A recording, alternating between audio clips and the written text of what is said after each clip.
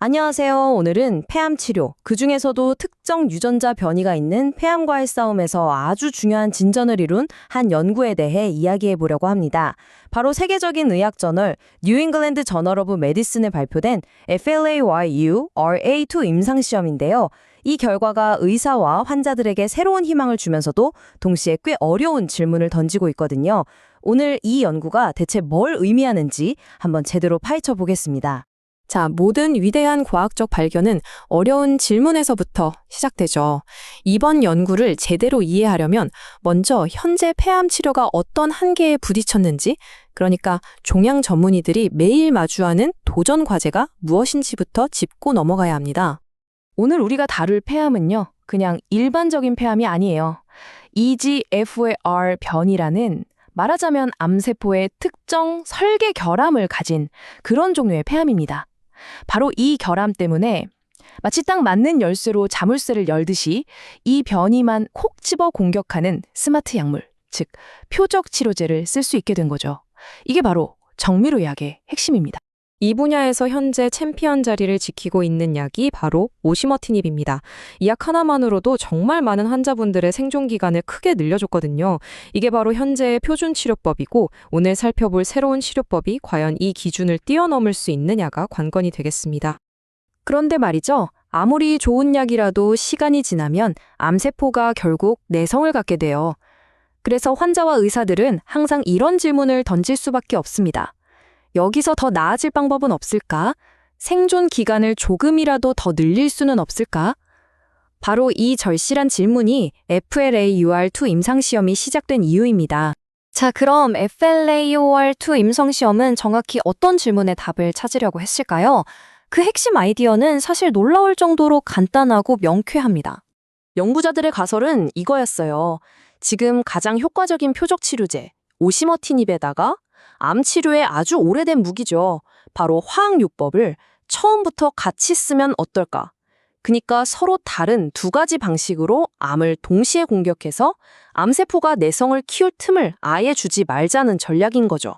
그래서 연구는 총 557명의 환자를 거의 절반으로 나눴습니다. 한 그룹은 기존 표준 치료대로 오시머티닙만 복용하게 하고 다른 그룹은 오시머티닙에 화학요법을 추가로 투여했어요. 이렇게 직접 비교를 해야만 새로운 치료법이 정말로 더 나은 건지 아닌지를 과학적으로 확실하게 증명할 수 있으니까요. 자, 그럼 가장 중요한 결과입니다.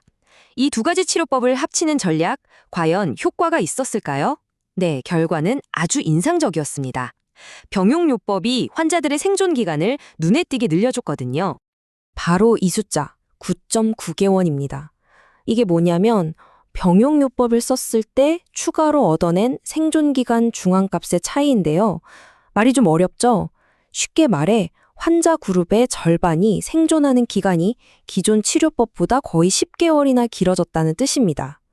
진행성 폐암 치료에서 이 정도의 차이는 정말 엄청난 성과라고 할 수 있습니다. 구체적인 숫자를 한번 볼까요?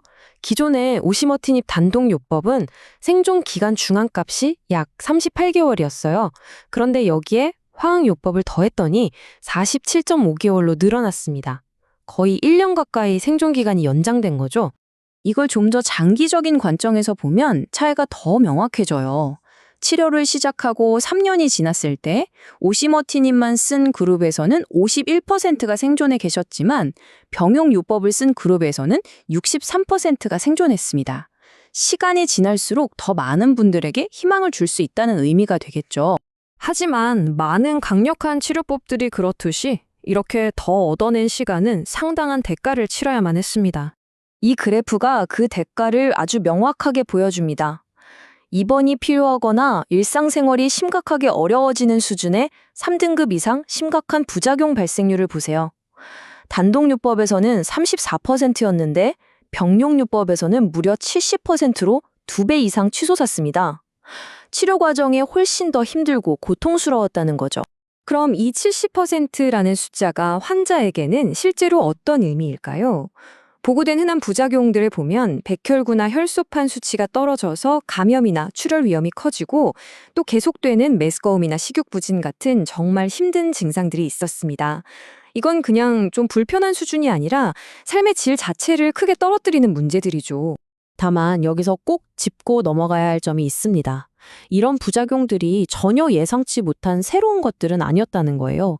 의료진은 이미 화학요법의 부작용을 어떻게 관리해야 하는지 잘 알고 있기 때문에 대부분의 경우 약물 치료 같은 보조적인 치료를 통해 관리하고 또 완화할 수 있었습니다. 다시 회복이 가능하다는 거죠. 자, 그렇다면 이 모든 결과를 종합해 볼 때 오늘날 치료를 결정해야 하는 의사와 환자들에게 이건 대체 어떤 의미를 가질까요? 연구진의 결론이 이 모든 걸 한 문장으로 요약해 줍니다.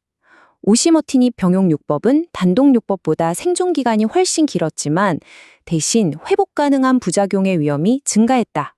딱 떨어지죠? 명확한 이득과 그에 상응하는 명확한 대가가 있다는 겁니다. 이게 무슨 뜻일까요? 기존 치료법이 이제 쓸모 없어졌다는 게 절대 아닙니다.